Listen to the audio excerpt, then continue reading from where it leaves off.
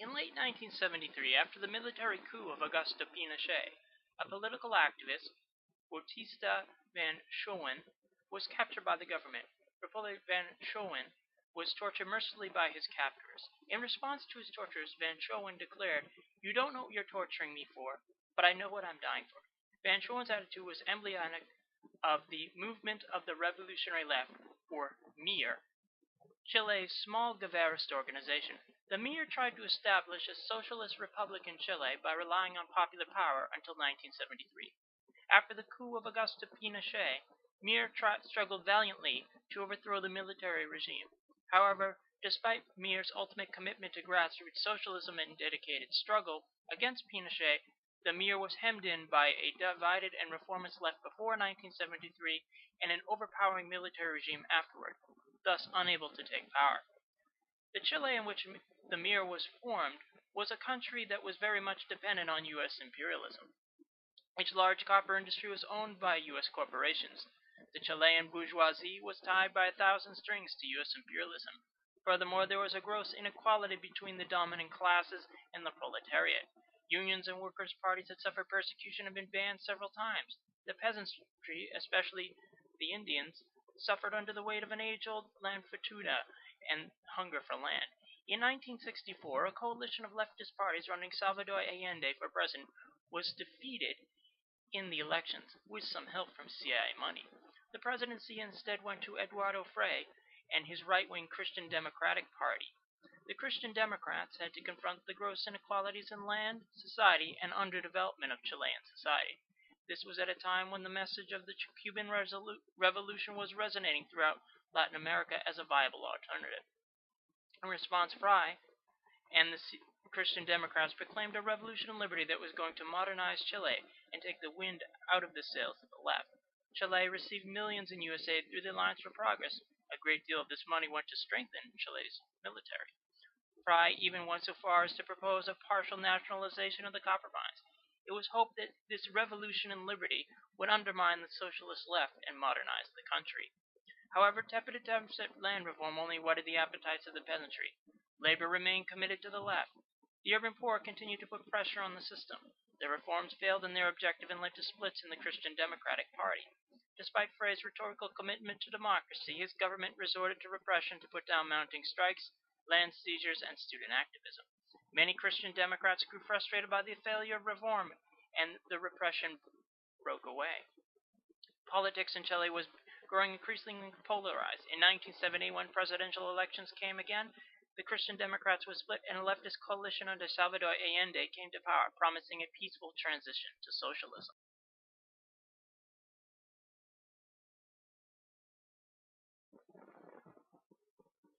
Into the turbulent midst of Chilean politics in the 1960s stepped the MIR.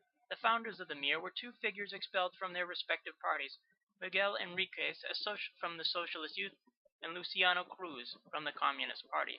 Enriquez had been looking around for a revolutionary alternative to the Socialist Party, while seeking to influence the youth wing from within.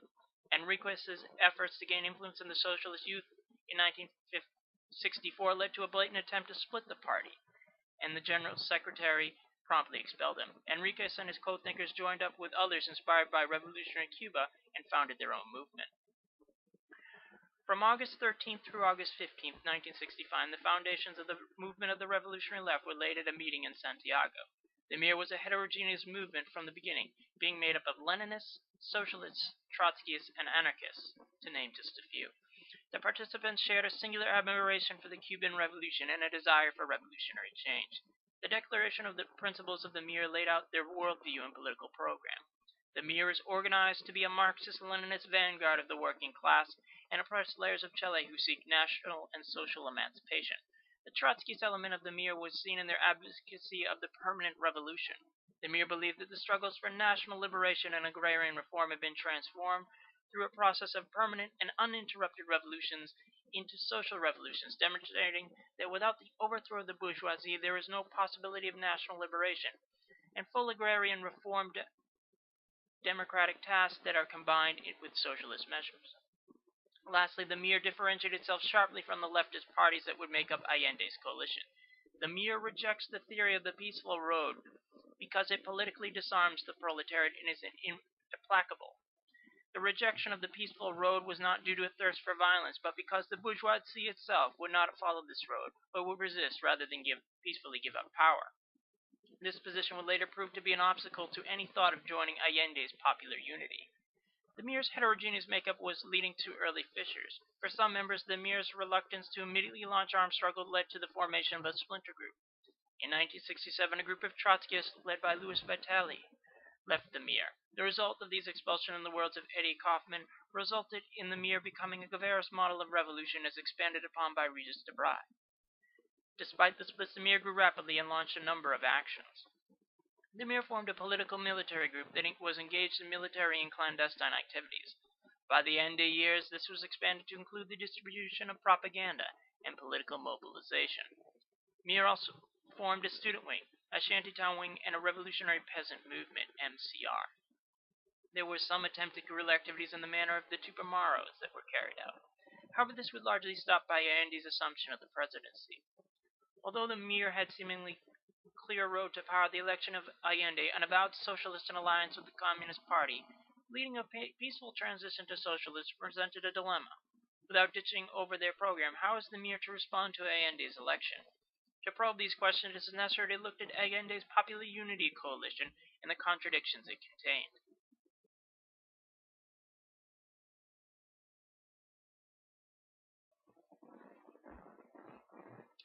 Allende was a long-standing socialist who, as a doctor, had advocated for the workers and poor since the late 1930s.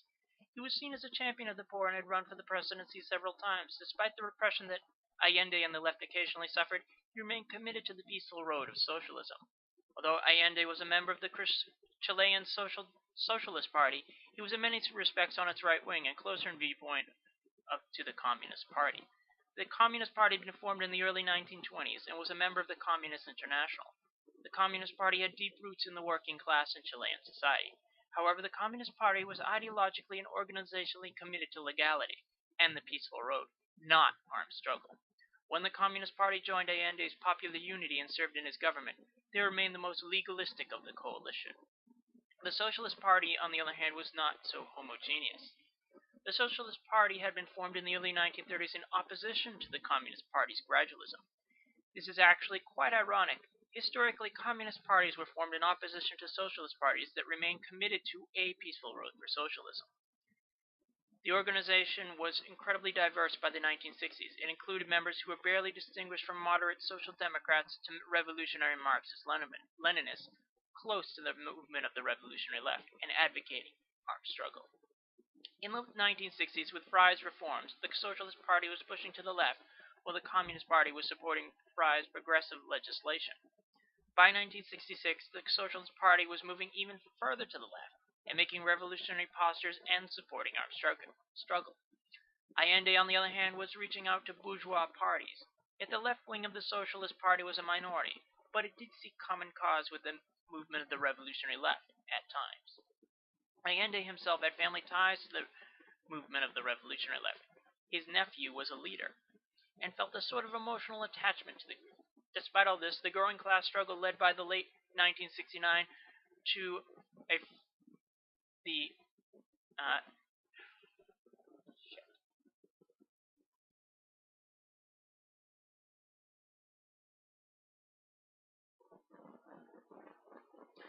Allende was a long-standing socialist who, as a doctor, had advocated for the workers and poor since the late 1930s. He was seen as a champion of the poor and had run for the presidency several times. Despite the repression that Allende and the left occasionally suffered, he remained committed to the peaceful road of socialism. Although Allende was a member of the Chilean Socialist Party, he was in many respects on its right wing and closer to the viewpoint of the Communist Party. The Communist Party had been formed in the early 1920s and was a member of the Communist International. The Communist Party had deep roots in the working class in Chilean society. However, the Communist Party was ideologically and organizationally committed to legality and the peaceful road of socialism, not to the armed struggle. When the Communist Party joined Allende's Popular Unity and served in his government, they would remain the most legalistic of the coalition. The Socialist Party, on the other hand, was not so homogeneous. The Socialist Party had been formed in the early 1930s in opposition to the Communist Party's gradualism. This is actually quite ironic. Historically, communist parties were formed in opposition to socialist parties to remain committed to a peaceful road. The organization was incredibly diverse by the 1960s, and included members who were barely distinguished from moderate social democrats to revolutionary Marxist-Leninists close to the movement of the revolutionary left and advocating armed struggle. In the 1960s, with Fry's reforms, the Socialist Party was pushing to the left, while the Communist Party was supporting Fry's progressive legislation. By 1966, the Socialist Party is moving even further to the left and making revolutionary postures and supporting armed struggle. Allende, on the other hand, was reaching out to bourgeois parties. The left wing of the Socialist Party was a minority, but it did see common cause with the movement of the revolutionary left at times. Allende himself had family ties to the movement of the revolutionary left. His nephew, in fact, was a leader, and felt a sort of emotional attachment to the group. Despite all this, the growing class struggle led by the late 1969 to a split from the Christian Democratic Party, which joined with the Socialist Party, the Communist Party, the Radicals, and other independent lefts into forming a coalition. Next year, this coalition, known as the Popular Unity, won the presidential elections with 36% of the vote, catapulting Allende into office. However, Allende's coalition was a decided minority of the population. Allende only had command of the presidency and the executive branch. The opposition was entrenched in the legislature and able to hamstring Allende's program. The courts, the army, the police were all committed to protecting capitalist exploitation. Allende had to also follow established laws and potentially contain the revolutionary movements which had brought him to power. Allende also sought to win over the petty bourgeoisie in competition with the right. Allende's government was not only confronted with an opposition that had control of most of the state apparatus, but was willing to resort to illegal means. Allende's election had united the capitalists as a class. They would do everything conceivably possible to halt any transition to socialism. The capitalists would take their capital out of control, hoard goods, finance armed fascist bands, and sabotage the government's policy. Not the least, Allende had to confront a hostile U.S. imperialism that was actively seeking his downfall. Allende's election, despite all these strikes against it, also aroused the hopes of the masses of Chile. It seemed that they could finally take charge of their destiny. Radicalization would pick up in many sectors: students, workers, peasants. The movement of the revolutionary left would often find themselves in the lead as these struggles picked up.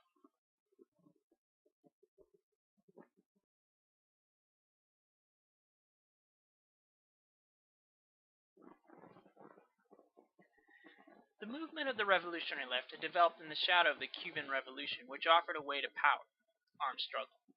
Although the Cubans were rhetorical in support of armed revolution, matters on the ground in Chile were quite contradictory.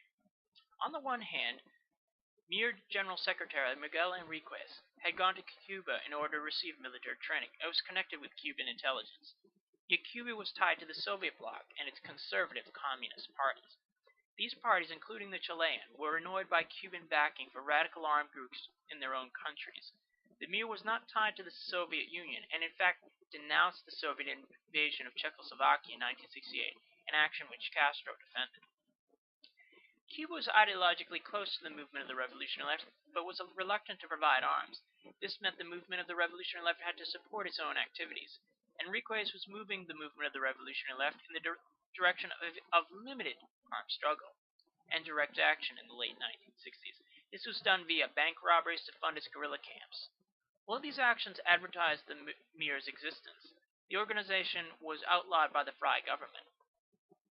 The Mir was also building up its military political groups as preliminary to operations in 1969. These groups were being trained in light arms, and the Mir was supporting forced expropriation by the poor. Mir was also involved in strikes and factory occupations. As elections grew nearer in 1970, the Mir was in a contradictory position. The Mir did not believe that Allende had much of a chance of being elected, and even if he was, the Mir did not believe that a peaceful transition to socialism could be successful. The Mir was also given benign tolerance by Allende and his family, which at times provided safe houses for members on the run. Yet despite this tolerance, Allende was worried that Mir's actions could harm his chances for election, especially since he needed the backing of the legalistic Communist Party as part of his coalition. Allende ended up meeting with Mir leader Enriquez to put a stop to bank robberies, and the Mir agreed not to abstain from elections, but says their members can vote for the Popular Unity Coalition. The Mir went so far as to provide a bodyguard to Allende in 1970, when there was fear that he was going to be assassinated. Contrary to Mir expectations, Allende was elected, and his program was being put into effect. Once elected, Allende also lifted the ban on the movement of the revolutionary left. Although the Mir did not isolate themselves from the masses and had a policy of quiet support for Allende in 1970, they did not join his coalition. They remained on the outside, tied to developing popular movements. The Mir believed that Allende's election has created the possibility of unmasking and breaking up the pseudo-democratic game of the bourgeoisie. The Mir believed that the revolutionary struggle must be armed. They also believed that the bourgeoisie would resort to all means in order to win. In response, the Mir believed that in order to obtain power, a class struggle had to be developed, and revolutionary ideas had to be accepted by the masses. In this sense, the Mir played a radicalizing role. In order to confront reaction, defend the popular conquests of advance, and develop the class struggle, the Mir called for a unity of left forces. However, other sectors of the left were not quite so willing to heed Mir's call. For instance, the Communist Party was seeking an alliance with the middle-class forces and the Christian Democratic Party. The Communist Party also wanted to firm up alliance with the non-monopoly bourgeoisie, which the Mir believed would limit popular consciousness. The Mir believed that the Christian Democrats resort to legal and illegal struggle against popular unity. It consolidated the capitalists as a class. In response, they needed to be unmasked by the left. The Communist Party would maintain such a non-revolutionary stance throughout the Allende years. Things were confused among members of the Socialist Party, which had members closer to the viewpoint of the Mir. The Socialist Party had a vocal wing, which called for an anti-capitalist strategy, yet the election of Allende found this party in power, and forced to confront the contradiction of being revolutionaries, manning some of the instruments of the bourgeois state. The Socialist Party praised the election and the advance of consciousness for the left, yet they recognized that the ruling class still held most of the instruments of class domination. Still, the Socialist Party believed that when the contradictions arose between the masses and the Popular Unity government, that the Popular Unity should side with the masses. The Socialist Party also believed that the class contradictions of the Popular Unity coalition would be overcome by developing a revolutionary dynamic. The Socialist Party thus found itself with a foot in two camps, one in the halls of power and the other in the mass movements.